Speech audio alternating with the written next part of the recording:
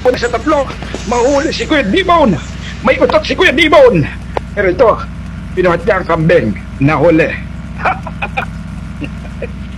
Nawala yung pulutan ah.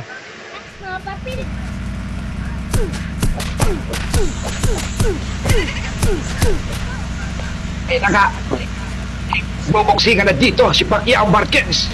Mike Tyson, The Plug, si Pacquiao. Pero ito na nga, TJ Monteverde, Buakaw. Ginagamit na ni Buakaw ang kanyang lakas. Sinasayawan niya na ang kalaban. Pero ito si Dom, tutumba kay Pacquiao.